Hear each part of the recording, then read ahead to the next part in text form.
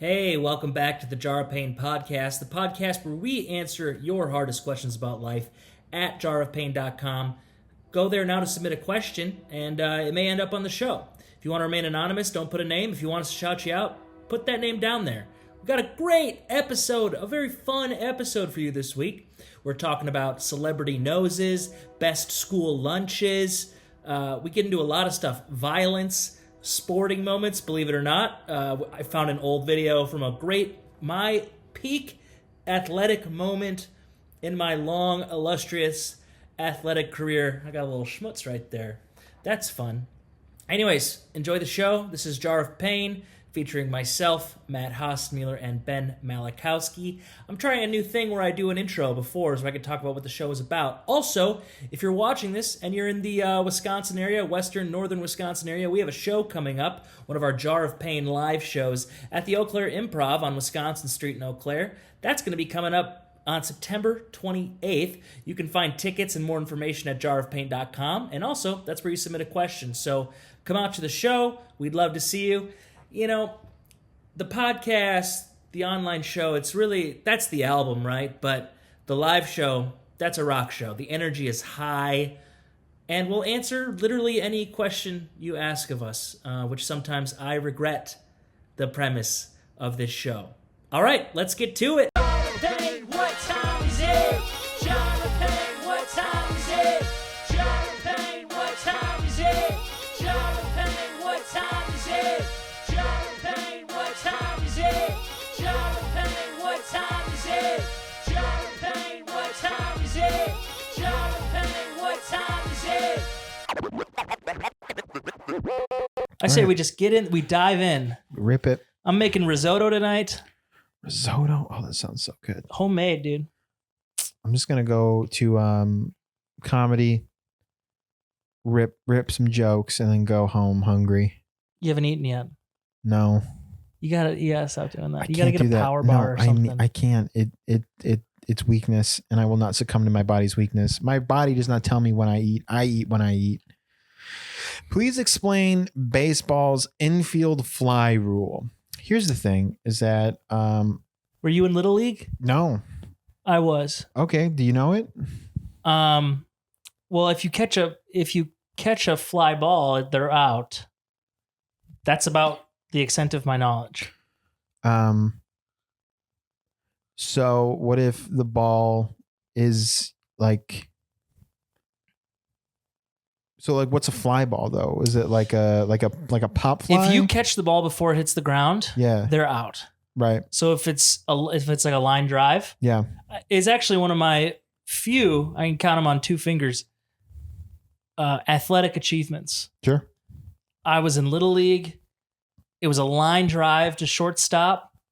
I got scared and I just put my glove in front of my face, caught the ball, and broke my finger doing it. This finger's still a little twisted.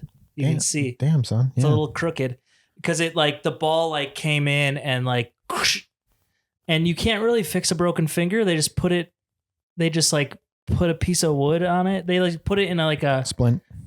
Yeah. And they're like, well, it'll feel better, but it'll always be a little wonky. Baseball injury. Does it improve your masturbation game? I'm a lefty. What was your finest athletic achievement? Finest athletic achievement? Hockey. And I was goalie. It was the first game I outplayed the starter and earned the starting for the next game. Whoa. Yeah. How old were you? Teens, probably 16. That's a big moment for Ben. Yeah, it was 16, 17. Yeah, we were just doing these drills where we move the nets onto one side of the ice. So it's super close. It's really just focus about setting up passes for the skaters. They're trying to concentrate. And as a goalie, people don't really probably understand You were a goalie. this. Yeah, I was goalie. And so if you're a viewer of hockey and you look at the ice, you have the red lines in the middle. And then by the goalie's nets, there's those little arcs around the front of the net. Yeah. That's for a goalie to follow for angles. Yeah. So that's where they position themselves, and they know where to position themselves so that way they're fully in front of the net, no matter where they go. Oh, but when so they know the net's behind them if they're within those lines? Correct. Got it. And so, I mean, once you get to a level, it's muscle memory. You don't even need those lines. It's a gauge. But when you move the nets to the same side of the rink, you basically you don't have those lines anymore. So you're just like focusing, looking around, and I made crazy saves. I was on my game, and yeah. You were in freak mode. I was in freak mode. I didn't even know you played hockey in high school. Yeah, and then I did a little more after. My top one, we used to do these 3-on-3 basketball tournaments in my friend's yard with an 8-foot hoop. Yeah. And I was always like picked last. Yeah. Classic, whatever. Yeah. And they don't know potential. They can't see potential through my size. Yeah. So I was put on a very it was the 3 people that were left, very ragtag, a double bracket. There's something like 10 teams, double elimination bracket. We made it through the first 2 games. Like we upset people, And in the third game, we were down by 1 point. And our last chance before the timer, which was just a cell phone. Yeah. My friend passed it to me. I fade away 3-point shot for the win, and everyone freaked out. Let's go. And it's on film. Nice. Roll the clip.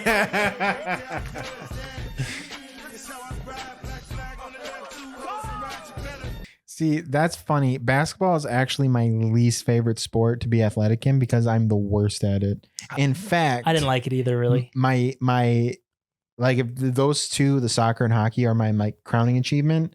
My fucking yokel peasant achievement, the lowest of lows of athletic achievements was in my freshman year or sophomore year of basketball. I only did it for my freshman and sophomore year.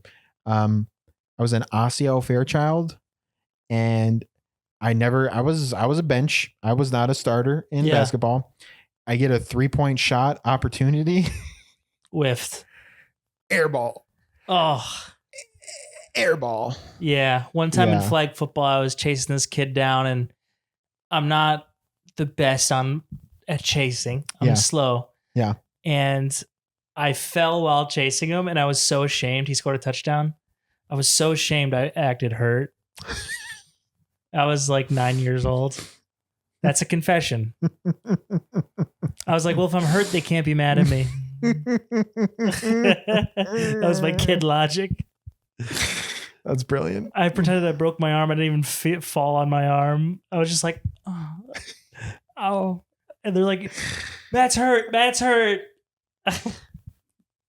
Yeah. That's smart. That's just being a genius is what that is. It's yeah, I guess so. At a young age. Yeah. That is, I would say, dare I put it out there, that is the beginning of Matt's ability to just riff with the situation on the spot. I'll tell you the real beginning. And my teacher did not allow me to do this. We had to do a presentation, like a speech in elementary school. Mm-hmm. And my idea, because there was a rubric, like certain information you had to talk about. And my idea that I pitched the teacher was, my speech is 2 words, any questions? And people would just ask me the questions that were needed. That is the predecessor to this the Jar of Pain. And she wouldn't let me do it. I thought it was interesting, though. That would have been... I would have gotten an A. In college? Yes. Absolutely. But when you're 10, doesn't fly. The thing is lazy. That's ingenious. It wasn't lazy. It was efficient. You're literally starting... I'll just read all the information. I'll learn it. And then you ask me if I know it. You're making a career out of that. I am. Interesting. Yeah. I never really put that together. I really haven't thought about it in a long time. That's what I'm here for. Connect those dots. Yeah. Next question. Pronto pups or corn dogs? I'm going to say corn dog just because I don't know what a pronto pup is and I don't want to eat puppies. I don't know what a pronto pup is either. I'm assuming it's probably some variation of corn dog. So maybe it's a mini corn dog. That feels right to me, right? Pronto pups, because fast, it's a pup, small. Yeah. In that case, I'm going to say pronto pup. If Pronto Pup is what I think it is, I'm gonna say Pronto Pup. If it's a mini corn dog, I'm gonna say Pronto Pup. When's the last time you had a mini corn dog? Probably in the last 4 years. But here's the thing. Really? If a Pronto Pup is a mini corn dog, I will take the Pronto Pup over the mini corn dog because I don't like corn dogs because of the stick. That wooden stick taste gets in the dog. Yeah, that's why I'm saying I think a Pronto Pup is the ideal way to eat a corn dog. It's the ideal way. Yeah. Yeah. Pronto Pups for sure. Godzilla's cock. Probably uncircumcised, right? Wow. I mean, probably. Unless someone circumcised him. It doesn't come out like that. Yeah. We don't talk about Godzilla's dick enough. Man, we don't. And I mean, all those scenes of him walking through like downtowns and being huge and his dick swinging, just hitting cars in the middle, denting the hoods and the hoods. I mean, mushroom stamping a semi truck. Mushroom stamping the Times Square. Yes. Tokyo timestamp. Tokyo timestamp. That's the episode name. Yeah, that's gotta be the episode name. Tokyo timestamp. Give it a good old Tokyo timestamp. Give it the old Tokyo timestamp. Yeah, that's what they called me when I studied abroad. Tokyo timestamp. Yeah, and oddly, I was in Belgium. That bit fell flat. I can feel it. I can feel the entire future audience going, You had momentum, and then he he killed it. Ouch, my arm. Ouch.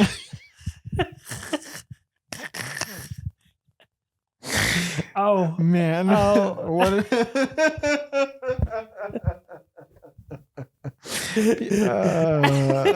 I hope people appreciate that. That was good. Yeah, it was quick. Yeah. Oh fuck. Tokyo timestamp. There it is. Yeah. Any questions? We're going to rip through them. I feel like we should rip. Ripper? I got to get our online questions. Hey, here, just a reminder, you can submit a question at jarofpain.com. Just scroll down a little bit. Anybody can submit a question. We're running low. I know we have some. Our guy texted me and said we have some in there. Just let him know when to write them down. So, yeah, just a reminder. Questions, okay? jarofpain.com. You're probably listening to this at work. So just take your phone. Write it in your hand. Yeah, take your phone real quick. jarofpain.com. It's so easy. jarofpain.com. Yeah, it really is. I've made it incredibly easy. The only thing standing in the way is your laziness. It can't possibly be your inability to conceive how to do it because I've made it so incredibly easy for you. So incredible. And literally, I am technologically inept, and it's so simple. Yeah. It's the most simple. Yep. You literally go to the website and swipe. Yep. It's easy. Easy peasy, lemon squeezy. Who has the best nose in Hollywood? Ooh, fun. That's a good one. Fun. Most people are like best tits, best ass, but you know what? People see your nose all the time. A nose is a fun thing to be attracted to. Now, what's your favorite type of nose? Jew nose. We can't call it that. Jewish nose? That's better. Like an Adrian Brody or a Adam Driver. Not that. I also don't think Adrian Brody's Jewish, so. But he's got the nose. Oh, now we're getting offensive. Interesting, Matthew. I'm cutting this out. Ow. Ouch, my arm. Ouch. I like a distinguished nose. I like a big nose too. I think, you know who I think has a great nose? Jenny Slate. Do you know who that is? Isn't she Parks and Rec? She was John Raffio's sister on Parks and Rec. Yep. She, what else has she done? She was a voice of Big Mouth for a while until she felt bad about voicing a black character. She gave up that role. She does stand-up comedy. I think Jenny Slate has a great schnoz. She does have a nice schnoz. I like the distinguished nose too. Anything that sets you apart from everybody else, I think I'm into. Yeah, I remember way back when I was learning how to draw when I was like 9 or 8. I picked up this like how to draw like comic book characters book, and one of the examples was like this lady who had a very distinguished nose. It was like kind of like hooked, a bit of a hook to it, and the one thing was like, hey, not everyone has to have this little button nose. Yeah, you can still be attractive with like a more distinct nose. And I actually don't like a little Whoville nose. I'm not a big fan. Where it kind of turns up. I mean, nose is a nose. Yeah. And we all have them. Yeah. I just have favorites. No, agreed. Yeah. Yeah. So we both like large, unique noses. Little distinct nose. And a little bridge on there. I like that. It's fine. Yeah. It's fine. Give me a mountain range. I'm tired of the desert. I'm getting you today. Okay, so Jenny Slate's yours. Yeah, you got to put a name to it. I want to say Gal Gadot. Gal Gadot. Wonder Woman? Yeah. Yeah. She's got a pretty normal nose to me. That's what I'm trying to remember is like, is it? If you can't remember the nose, that's what I'm saying. It's not. But now that I'm like, I like a hook nose. All I'm thinking about are all the freaking button noses in Hollywood. A lot of their button nose agenda they're pushing. Yeah. Shame on you. Yeah, Hollywood. Yeah. Freaking stinkers. Little button nose stinkers. So any nose but a button nose is really your favorite nose. I don't mind button noses. I just like. Yeah, I don't want to nose shame. Yeah, I mean, I will, but some of you got some janky Owen Wilson looking ass noses that only work for him. I like a little hooky nose. Okay. Yeah. We said we were gonna rip them, and then we were like, let's take 2 minutes. We've talked about noses for 4 minutes. Favorite drug of choice and why? Shrooms. Easy question. Easy question. Actually, no. Caffeine. You know what? I could do without caffeine. Really? Listen, not as in like. You're not a coffee guy? I think coffee tastes like dirt, and you cannot tell me it doesn't. Here's the thing. People who say they like coffee taste usually have it from fucking Dunkin' Donuts or Starbucks, or they put a bunch of milk and cream. They like chocolate. They like chocolate milk. You don't like the taste of coffee. You like the shit that's in the coffee that's mixed with it. That's why nobody drinks it black, and people who do are fucking insane. How do you think I drink it? Completely black. You drink it completely black? Mm-hmm. No, you don't. Coffee? Yeah, I'm calling your bluff on this one. I will get a latte, but that's a different thing. But drip coffee, like at work, I just drink it black. I don't use creamer. Just like a regular Maxwell's House? Frickin'. No, it's a local roaster, but yeah. Oh, okay. But even if it was a Maxwell House or a Folgers, I'll drink it black. Is it flavored? No. Is it a flavored roast? Like a type of roast? All roasts are a type of roast, Ben. Yeah, see, I don't know that because I don't drink coffee because it tastes like fucking dirt. It's a medium roast. There's medium, dark, light roast, but they don't have different flavors. Well, they're slightly different, but it's just varying levels of bitter. Yeah, that's what I'm saying. It tastes bitter. You put no cream or sugar in your coffee, just black. Just black. And you learn to love it. That's what yeah, no, you don't. That's probably why people love it so much is because it's like a music album. It's an acquired taste. That you don't like at first, but then it grows on you over time. It's all Radiohead music. I mean, OK Computer was pretty. That one rips right off the bat. But here's what's going on, and no one will admit it but me, because I'm a truth teller. Ready for some truth? People like the feeling of coffee. So their brain goes, that flavor equals thing I like. Yeah. That's what the second thing. Okay. You don't like the flavor. You like the feeling it gives to you. But you learn to like the flavor. Nobody likes doing heroin. They like the feeling it gives them. But you fall in love with the process of it. Exactly. Okay. That's what I'm trying to say. That's why I don't like coffee. Like caffeine. Caffeine's great. Of course. It's a stimulant. It gets you going, gets your brain moving. But I drink a monster a day. So That's a lot. that's 2 cups of coffee. It's not that much. It's a little more than 2 cups. It's like a cup and a smidge. It's like 2.5 cups. It's like 2.5 cups. That's, again. That's about what I drink in a day, though. See, same thing. But yeah, black coffee's great, man. And I'll drink shots of espresso just to get me there. But it does taste good, but you learn to love the taste. It's the same with alcohol. Sure. You know? Yeah. IPAs don't taste good. Also, IPAs are in the style of an Indian beer, not British. Fun fact. Oh. That's what IPA stands for, India Pale Ale. I knew that. Yeah. Yeah. Yeah. Yep.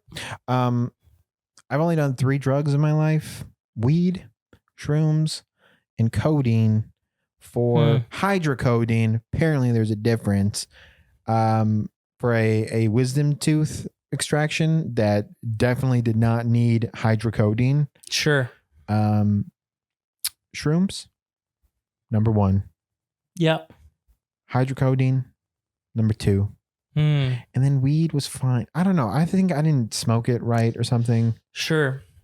It kind of makes me anxious, if I'm being honest with myself and the audience. I still do it, but it will make me anxious. I think I'm going to try. What I would like to do is follow the idea of maybe I didn't find the right strain, as like everyone will frickin' say. Well, yeah, sativa, indica, they kind of do a little different thing. But the thing is like, yeah, when I would try and smoke it, I would take like 1 or 2 hits and I would get like a little anxious. So then one time I took like a god tier hit. Did you freak out a little bit? Just trying to suck the lint off the floor through the bong. And I didn't freak out. I didn't go like, holy shit, man, they're hearing me, man. Yeah. But what happened is I got so high, I had to turn the TV up because my thoughts were too loud. Yeah. It was like that. And then also I was like eating cookies. I was eating cookies and milk.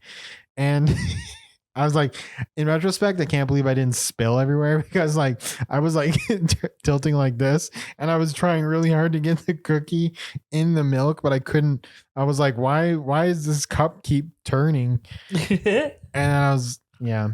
So interesting. Yeah. But hydrocodone, man. Ooh. Yeah. I don't like that stuff. It just makes me tired. I did have a cocaine summer. I had a brief foray with cocaine. I don't think I need to ever do that. It's fine. Yeah. It's now I have heard that like I wasn't doing good stuff and that's why I feel this way.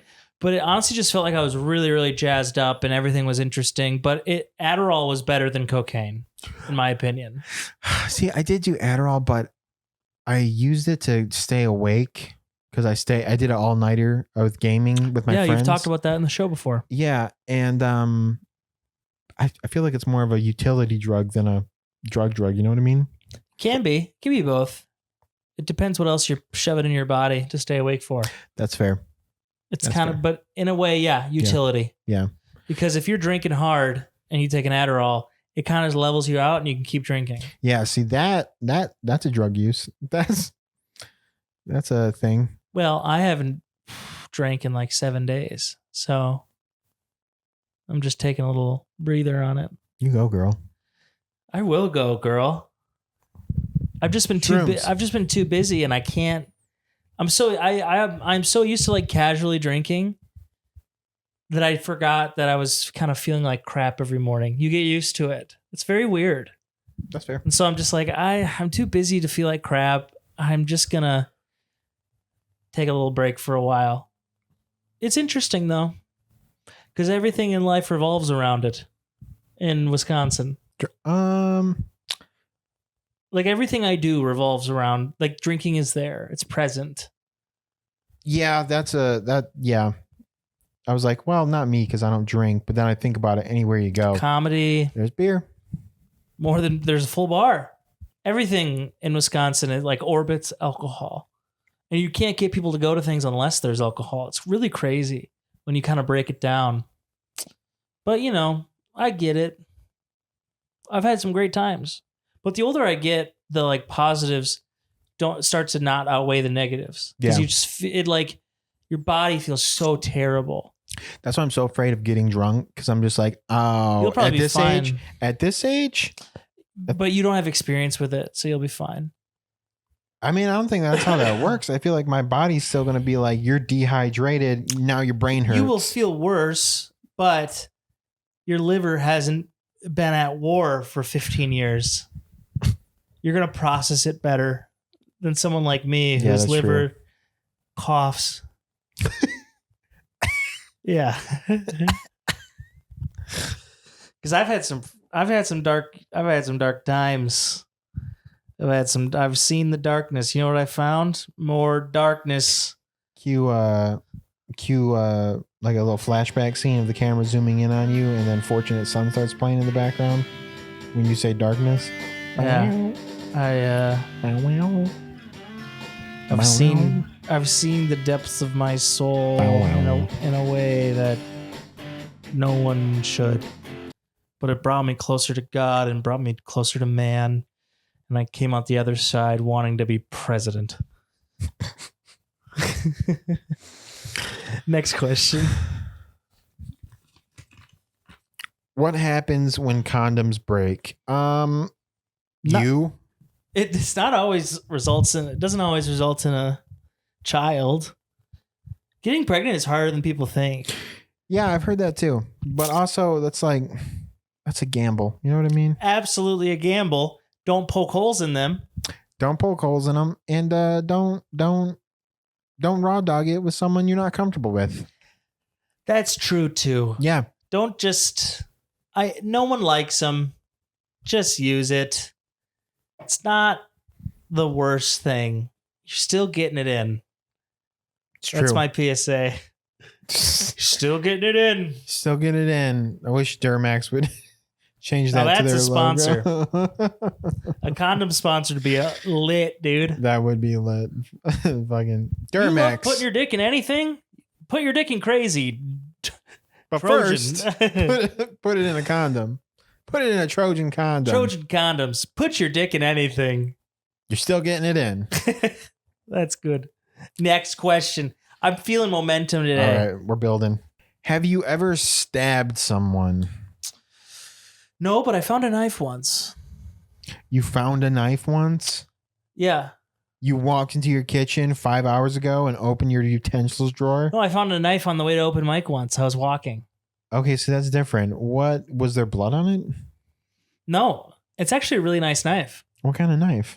I forget the brand, but... I don't need brand. I mean like switchblade. Oh, it's like a switchblade. Like a Bowie? But my friend came over and he collects knives now. Yeah. You know, we're all getting older. You gotta have a hobby. We all have our things. Yeah. And he goes, holy shit, you got a whatever it is. And I'm like, yeah, I found it in the mud. He goes, this is better than any knife I have. Like, this is a really good brand and like this is a $300 knife. And I'm like, oh, cool. I found it in the mud. That's funny. Yeah. But I've never stabbed anybody. I have elicited one act of violence in my life. Yeah. I was bullied as a kid, and so I found a kid dorkier and nerdier than me, and I was like, I'm going to bully him because I was just filled with pain and agony. I stole his lunchbox or something at recess just to mess with him. Yeah. And then I was like, came up to me and he's like, meh, meh, meh. And I was like, what are you going to do about it, pussy? And he punched me in the face so hard, my concept of time and existence collapsed.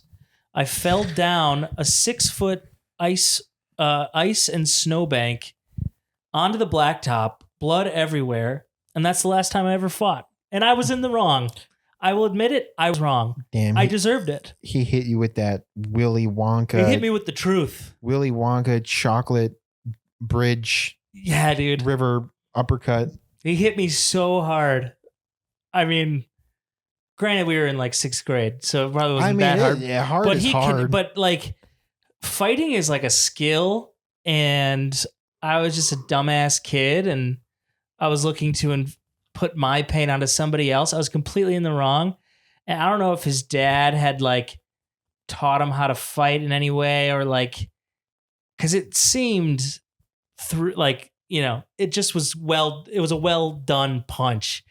Straight to the nose, dude. Blood everywhere. Just immediately just get up and high five him or just bow to him. You're like, yeah, dude, I was wrong. That was sick. That was fantastic. It was crazy, man. See, me, vice versa. I did not.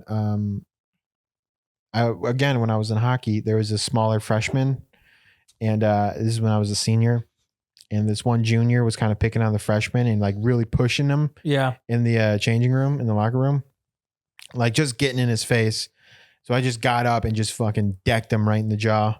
And he backed down like immediately. It's crazy what they're saying about bullies. Like stand up to him. Fucking stand up to him. Yeah. And I got stood up to on the one time I was a bully and I got the shit kicked out of me and I was ridiculed for years. Did people see it? Yeah, he got in trouble. We had to go talk to the principal about it. Damn, son. Mm-hmm. And we both cried, and I've never said that to anybody. We both cried in the principal's office and said we were sorry. We were just, adrenaline dump. You get pumped up. Oh, yeah. And then we had to go to principal's office, and we're just like, we're so sorry. We're so sorry, Mr. Wagner. And then he gave us candy, and we were relatively friends after that. That's how friendships with boys start. Yeah, like I would go over to his house and play video games. Yeah, yeah, dude. I just happened. One of my friends claims that I broke his leg on a merry-go-round, but that started a friendship apparently. So my best friend of all time, he was making fun. We were in kindergarten, and we walked the same way home from school. And one day he's like, "Your arms are bigger than my dad's. I need to fight you." And he tried to fight me, and I just was laughing because he's this little scrawny kid. And then we walked home every day from school. We're still best friends. That's the best man in his wedding. That's hilarious. I feel like he's got dad issues. If he's like, your arms are bigger than my dad's, I gotta beat your ass. Yeah, he thought that's what he claims. He's like, I saw your arms; they're bigger than my dad's, and I had to like be dominant. If dreams are your memories from a parallel universe, what is your likely occupation and life like in that universe? Oof. I have insane dreams. I write my dreams down. And me too. If I was to tell you them, they would all have to do with like abusing animals or animals manipulating me or just like, I don't know what the job would be. Not sexually abusing them. Okay, but just keep like going because it's really sounding like you're they're raping just like, animals. I'm not raping any animals. Okay. I'm just like, they're fucking with me or I'm attacking them. I don't know. And then I interpret those dreams. Have you ever interpreted your dreams? Yeah, but not like officially with like a book or anything. Because like if we were to do this whole occupation thing, I guess I'm my occupation or life in another universe is I'm schizophrenic and homeless because I'm not doing any consistent work. I'm just terrorizing animals and they're terrorizing me. Yeah. And talking to me. Yeah. I had a dream one. So I have lots of dreams and they all tie together. And there's almost like a tied narrative throughout all of them. I have memories that I only know in my dreams and I can remember them because I write them down. And like, I will be in my dreams and I'll be like, oh, that's where I did that one thing. That's where I fought that one guy. That's where I did this. But I've had multiple dreams where I am conscious, but I am not in my own body. So one time I was in this like village in Mexico and my dreams are so vivid too. Like it was dusty and I could like taste the dust in the air and I was thirsty and I went to this stand that was selling these like fruit juices and smoothies and stuff. And I got one and this old woman looked me in the eye. She goes, I know you're not who you say you are. I see you're a traveler too. And then I just woke up. And then there was another dream I had where I was riding. Also, I dreamed cinematically. There's camera shots in my dreams. Oh, I was going to say you dream like widescreen. Oh yeah. I dream 16:9. but I started writing this as a story. These are actually all short stories I'm collecting from a collection called Through the Red Curtain, like your eyelids. Nice. Another dream I had where the camera, like, it was like a drone shot or a helicopter shot over a field, and there's a Jeep, and it swung all the way around and got really small and went in the front window, and then it was boom, POV, and I was the person. I looked down, but it wasn't my body, it wasn't my skin, it wasn't my hair. And I was working for the government, and we were going to the slopes, and the slopes were this, like, it was as wide as a football field is long. It was like 100 yards wide, and it went downhill for miles. And it's where all the poor people lived. And the reason that they made them live on a slope is so their joints and their bodies would get all messed up while living on this slope, that they could not start a revolution, because all the rich people lived on flat ground above the slopes. And so, like, when they would get on flat ground, they'd be like almost deformed because they weren't used to living on flat ground. They were constantly slanted at an angle. I see from the artistic point, but realistically, the poor people in the slopes would be stronger than the people. Absolutely. But my job, I was part of the this government thing, like military, and we were trying to find this doctor who was fixing people's joints and stuff, and like ligaments and knees, so that there could be a revolution. That was like the whole point of the dream. And then I woke up, and then the final dream I had in this kind of like storyline of being somebody different is I was in this floating, it was like a futuristic car where like it wasn't on the ground, but it wasn't in the air. It was like, like a hover, like Star Wars kind of. And it was like this SUV, and I was with this team of 6 people, and I like came to in my dream, and I'm like, whoa, where am I? And my crew was like, they didn't really call me a name. They're like, he keeps forgetting who he really is. He's getting too trapped in his other lives. And, like our whole thing, we were called travelers, which is the thing that Mexican old lady called me in the first dream I talked about. Oh, I didn't realize she was Mexican. Yeah, I was in a Mexican city. Oh, nice. It was called Tortuga. And it was written on the hill in blue letters across the river. That's in the Caribbean. I'm not geographically accurate in my dreams, Ben. The song was just called Tortuga. Okay. And so we were going to this mob boss. We were in this like big futuristic city where it was completely snowy, and there was a snowstorm. We got on a train to take into the city, like a mag rail train. And we were going over the plan, and we were trying to get to a new dimension.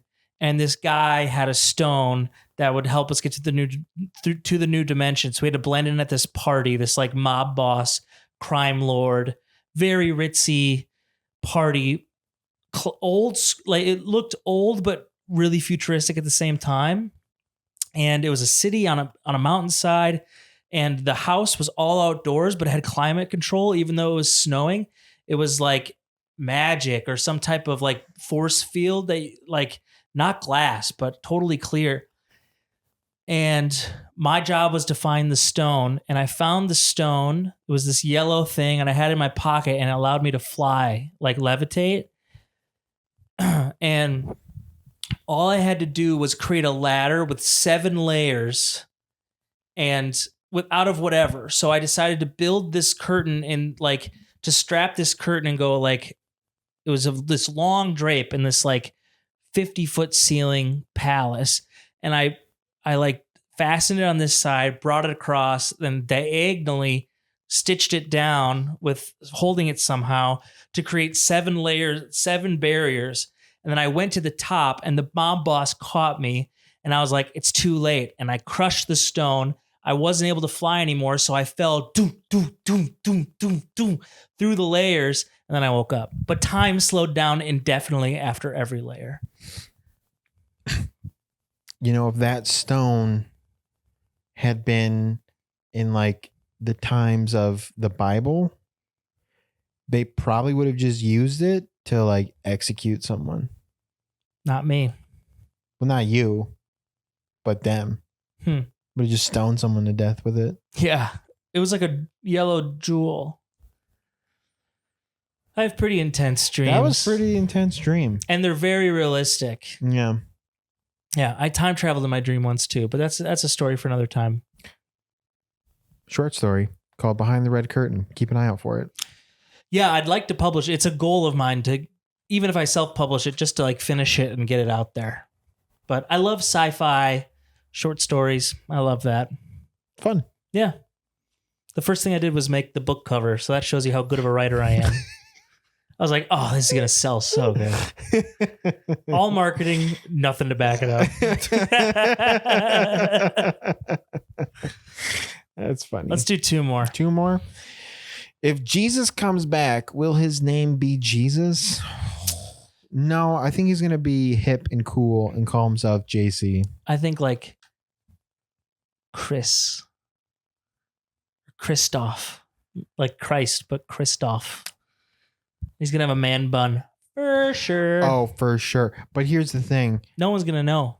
And no one would take him seriously as well. Plenty of people these days call themselves Jesus. Jesus, if you come back, don't do a man bun and don't do a taper fade either. Yeah, not a taper fade. If you taper fade plus a man bun, no one will believe you. For God's sake, not a taper fade. For your dad's sake, not a taper fade. Yeah, no one's gonna take him seriously. I think about this stuff all the time because I come from a really religious family, and so I know all the Bible stories and everything. And then you read current day stories of people being like, God told me to do it. And I'm like, if this was 2,000 years ago, they would have been fine with it, which is crazy. Yeah. So like, that's like an argument for me of like the Christian religion as we know it is like, why did God stop talking to us? If it's so prevalent in the Bible, it doesn't make any sense to me.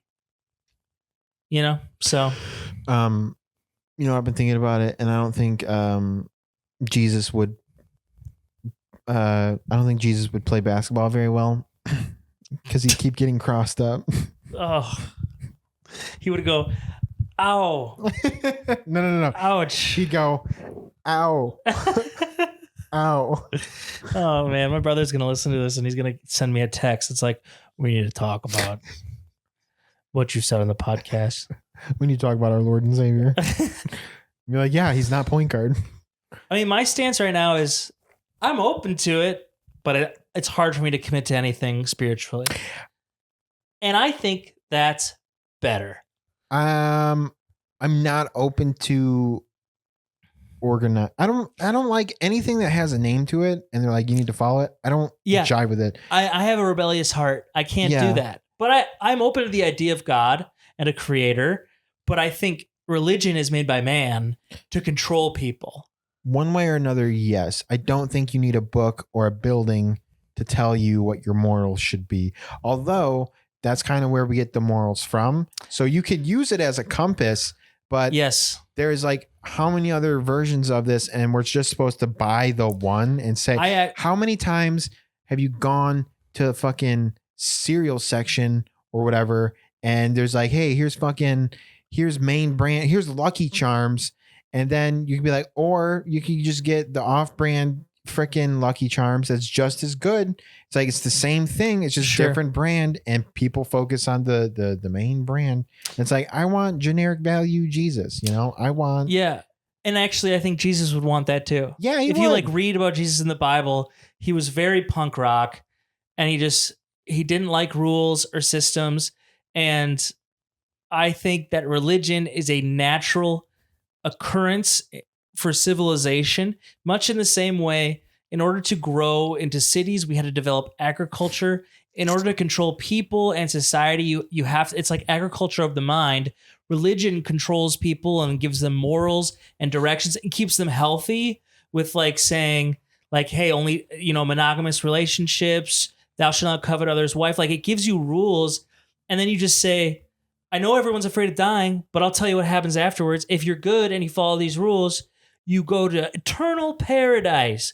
And that keeps people in line so civilizations can grow. I think it's a natural occurrence. If we ever find other intelligent civilizations in the universe, I believe they will have their own religious systems as well, because it's a way to organize people to do one thing. And it's hard to organize millions of people to do something without some type of really good hook, which is we know what happens when you die. Because most of life, all the good things, all the bad things, comes from the fact that humans understand our mortality, and we're constantly trying to distract ourselves from the fact that we know we're going to die. And that's where it all comes from. It's the root of all evil, is knowing we're going to die and coming to grips with our own mortality.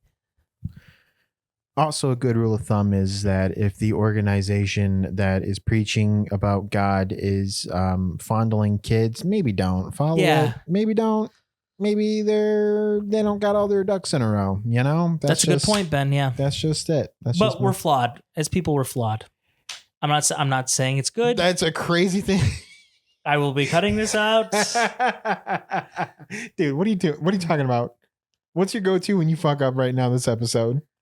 Oh, there you go. Ouch. Oh no. Ouch. Oh, my arm. Yeah, I hit with the wrong bone. Coach, I gotta sit on the bench. All right. Last question. What is the best school lunch option? I'll tell you a side. Rice pudding. We never had that. You never had rice pudding? I've had it, but that was not a school option. Oh, brother. We had bread pudding once. What is that? It's like bread with cream and butter and sugar. It's pretty good. Was it like... You bake it in a tray. Okay. Like a casserole kind of. No, both North and Stanley had rice pudding. You'd think, because I went to a public school, you'd think that would be standardized. You think? Which is wild that you didn't have it. But I probably had things that you didn't. You know, it's probably based on what the cooks order, based on like, they probably figure out what kids do or don't like based on like, they probably have a menu they can order from for school lunches of options.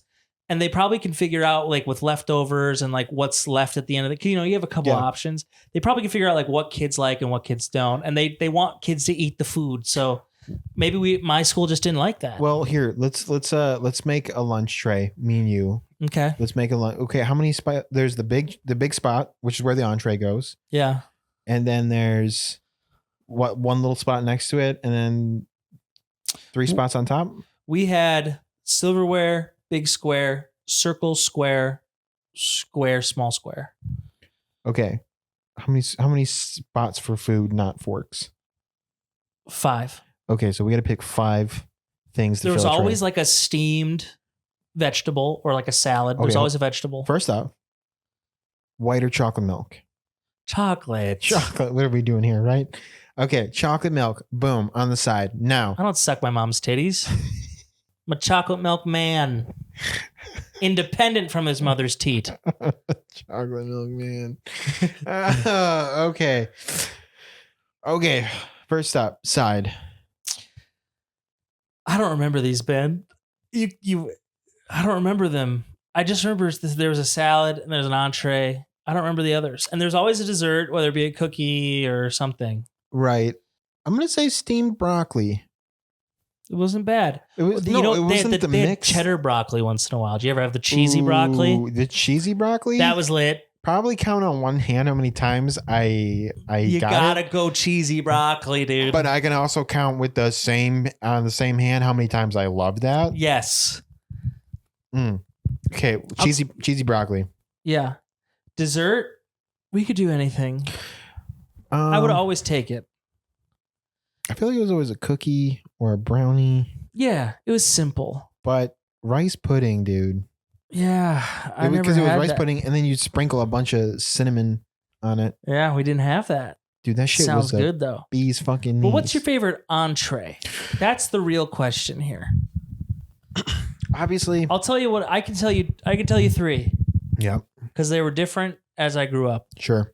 As a kid, I loved the pizza, the square shitty pizza. I was gonna say the square pizza. Something about it slapped. God bless it.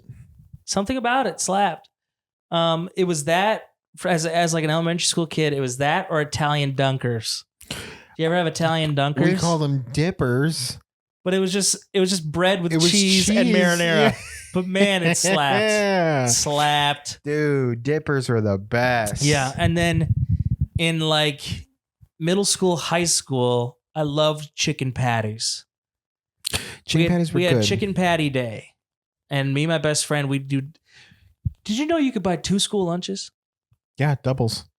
We would always double up on chicken patty day and get 2 sandwiches. That's my mom hated it. Oh, my mom hated it too. Because my mom was like, "Why is your lunch account?" Because they like preloaded for the year with like $100 or whatever, and then they like pay it every quarter. Mom's like, "Why is your lunch going so fast? What is going on?" And I'm like, "Chicken patty day. I like one with mayo and lettuce and one with barbecue sauce. I like to have. I'm a man who likes to have options, mother. I respect that. And I drink chocolate milk. I'll have you know, mother. Mother, I no longer need your teat. Has no longer captured my attention, mother. I'm interested in the teats of women my age, mother, and chocolate milk. So, what was yours then? Does yours change at all? I mean, yeah, we had the same thing, but I had a final form that I'll get to. When I moved to North, I was introduced to a la carte. Oh, Hot Pockets? I'm talking popcorn chicken. Brother, popcorn chicken and a Propel in the bottle. Yeah. That was the shit. In high school, we got a salad bar. And that was my go-to. And I'll tell you why. I'm not necessarily the healthiest guy out there. We had 3 lunches. Sure. I was always part of the most popular, like the busiest lunch, because that just had the most kids in it. Second lunch was always the biggest lunch. Mm-hmm. The lines would go all the way down the hallway for lunch. You'd wait in the line. It was just, but no one used the salad bar. And so I just started going to the salad bar because it saved me 15 minutes of waiting in line. And the salad bar slapped because it would be like, crappy salad, but then they had like toppings like olives, pickles, tomatoes, cucumbers, chicken, or like they had taco salad day with chips and cheese. Like it slapped. That was an underrated thing. I feel like I hacked the system. School nachos. Those were all right. I was expecting a bigger reaction. I'm going to go kill myself now.